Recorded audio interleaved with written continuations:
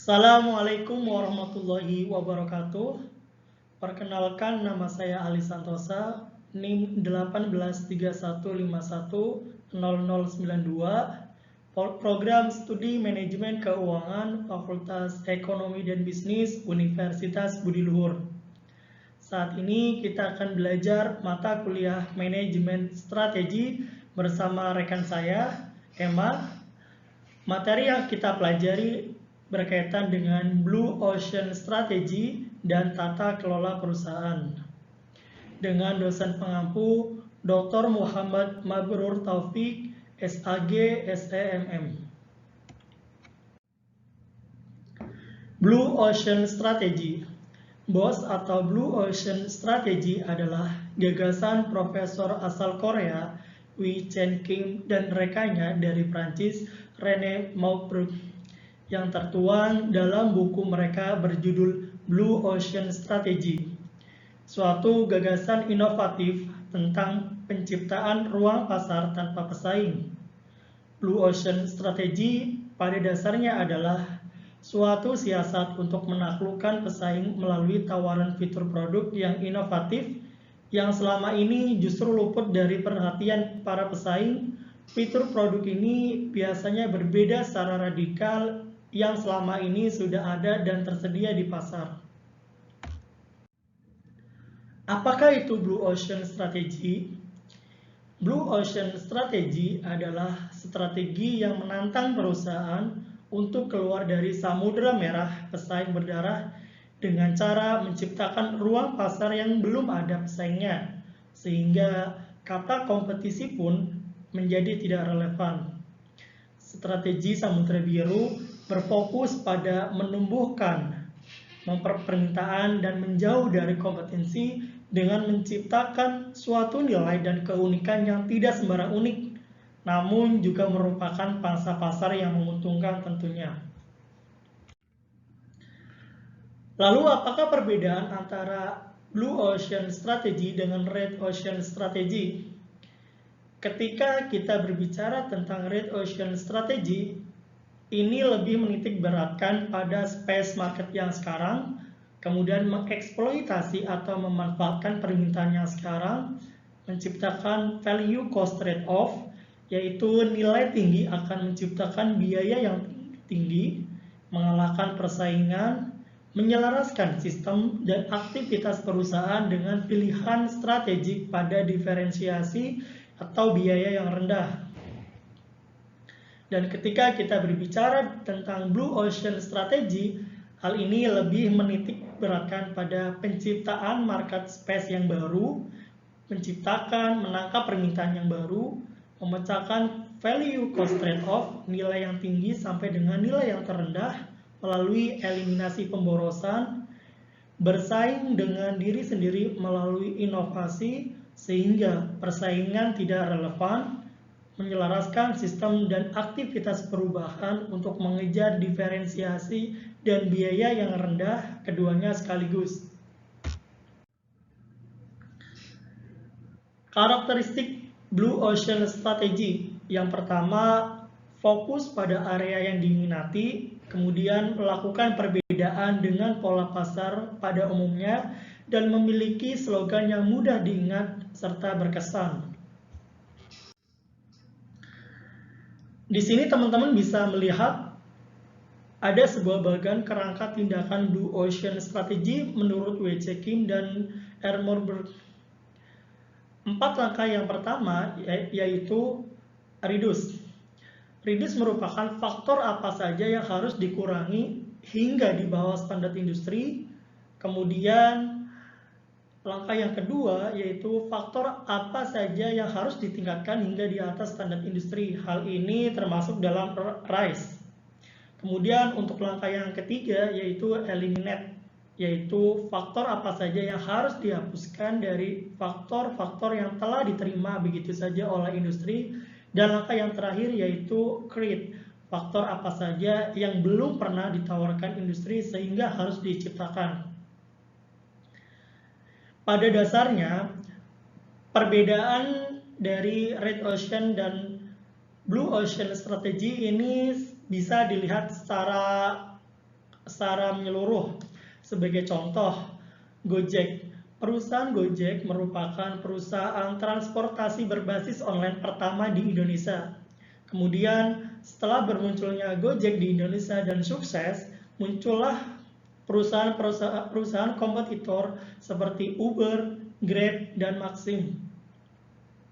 Dalam contoh ini, Gojek menjadi Blue Ocean Strategy karena Gojek mendirikan suatu pangsa pasar yang baru yang belum diciptakan oleh perusahaan manapun. Sedangkan Grab, Uber, dan Maxim merupakan Red Ocean Strategy karena memasuki pangsa pasar yang sudah dibuat oleh Gojek. Dalam hal ini, mereka lebih menitik beratkan pada inovasi pelayanan.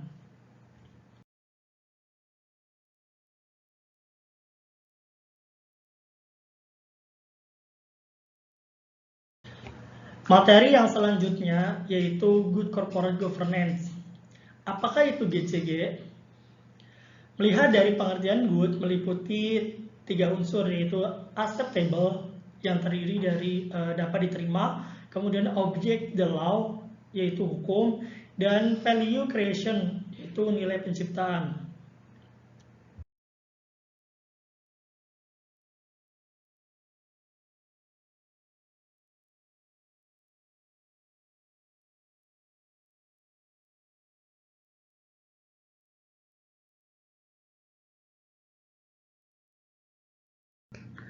Kemudian, bagaimana dengan pengertian dari corporate governance, yaitu tata kelola perusahaan.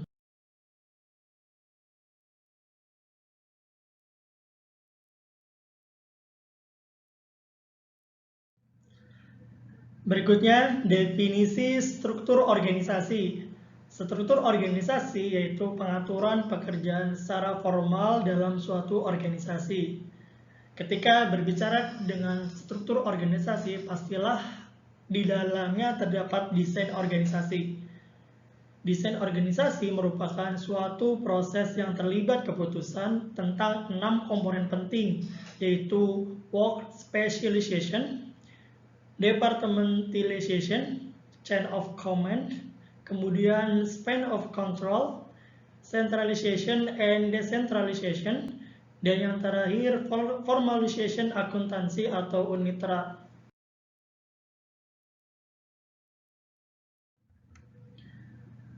Struktur organisasi merupakan konfigurasi peran formal, prosedur, tata kelola, mekanisme pengendalian kewenangan, dan proses pengambilan kebijakan. Struktur flow strategi merupakan struktur organisasi menyesuaikan dengan strategi yang dipilih dan diformulasikan. Pola pertumbuhan perusahaan terdapat beberapa tahap. Untuk yang tahap pertama, pendapatan rendah, jangkauan produk-produk pasar yang masih relatif kecil. Dalam hal ini masuk ke dalam struktur sederhana. Kemudian untuk tahap kedua, strategi meningkatkan pendapatan berhubungan dengan integrasi vertikal. Dalam hal ini masuk ke dalam struktur fungsional.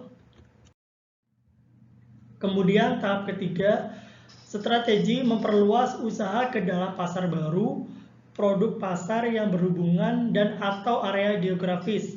Dalam hal ini masuk ke dalam struktur divisional. Dan tahap keempat, strategi pengembangan ke dalam pasar internasional. Dalam hal ini masuk ke dalam struktur divisi internasional, area geografis, divisi produk internasional, fungsional internasional, dan metrik internasional. Bentuk struktur organisasi yang pertama, struktur sederhana. Pada umumnya digunakan oleh organisasi yang sangat kecil dan mempunyai satu atau sedikit lini produk. Kemudian karakteristik utamanya adalah biasanya pemilik perusahaan bertindak merangkap sebagai manajer dan membuat hampir semua keputusan perusahaan. Struktur sederhana bersifat informal dan koordinasi tugas dilaksanakan dengan pengawasan secara langsung. Lalu bagaimana dengan bentuk struktur fungsional? Hal ini ditemukan dalam organisasi di mana produk dan jasanya saling berhubungan, mempunyai volume produk yang cukup tinggi dan berintegrasi vertikal. Kemudian perusahaan cenderung untuk memperluas keseluruhan jangkauan operasi mereka dengan cara melakukan penetrasi pasar yang ada, memperkenalkan produk yang sama ke pasar yang baru, atau meningkatkan tingkat integrasi secara vertikal. Keunggulan dan kelemahan struktur fungsional diantaranya, untuk keunggulannya sendiri, yang pertama, penyatuan spesialis meningkatkan koordinasi dan pengawasan, pengambilan keputusan yang tersentralisasi, meningkatnya perspektif antar fungsi dan organisasi, penggunaan bakat manajerial dan teknikal yang efisien, jenjang karir dan pengembangan profesional pada bidang spesialis menjadi dipermudah. Kemudian untuk kelemahannya sendiri, mencakup pada perbedaan orientasi bidang fungsional, menghambat komunikasi dan koordinasi, kecenderungan pada spesialis pengembangan perspektif jangka pendek, dan orientasi fungsional yang sempit, kemudian konflik antar bidang fungsional bisa membebani pengambilan keputusan manajemen puncak dan sulit untuk menetapkan standar kinerja yang seragam. Di sini teman-teman bisa lihat bersama-sama contoh bagian dari struktur fungsional, di mana tingkatan tertinggi berada pada senior manager, dan senior manager ini mengepalai manajer fungsional di bawahnya, dan di bawahnya lagi terdapat staf-staf sesuai bidangnya masing-masing dan sesuai dengan fungsionalnya. Contohnya marketing, keuangan, dan IT. Kemudian ada struktur divisional. Struktur divisi atau struktur multidivisi terorganisasi di sekitar produk, proyek, ataupun pasar. Menekankan pada kesatuan unit otonom relatif yang dapat diatur oleh kantor korporat pusat. Divisi operasi secara relatif berdiri sendiri dan terdiri dari produk dan jasa yang berbeda dari divisi yang lainnya. Terdapat dua variasi bentuk struktur organisasi divisional. Yang pertama, unit bisnis strategi atau UBS, dan yang kedua, struktur perusahaan induk atau holding company. Di sini teman-teman bisa melihat bagian dari struktur divisional. Tingkatan tertinggi berada pada presiden, kemudian mengepalai berbagai manajer division yang sudah dibagi menurut project maupun pekerjaannya. Kemudian ada struktur divisional unit bisnis strategik atau UBS. Dengan struktur UBS, divisi dengan produk, pasar, dan teknologi yang sama dikelompokkan menjadi satu kelompok yang homogen dengan maksud untuk mendapatkan sinergi.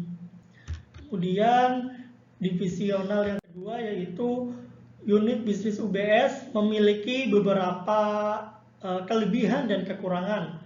Untuk kelebihannya sendiri, perencanaan tugas dan pengawasan oleh kantor pusat dapat lebih teratur, pengambilan keputusan terdesentralisasi, sehingga divisi bisa bereaksi terhadap perubahan dengan cepat. Kemudian untuk kelebihannya, sangat sulit bagi divisi untuk memperoleh sinergi antar UBS.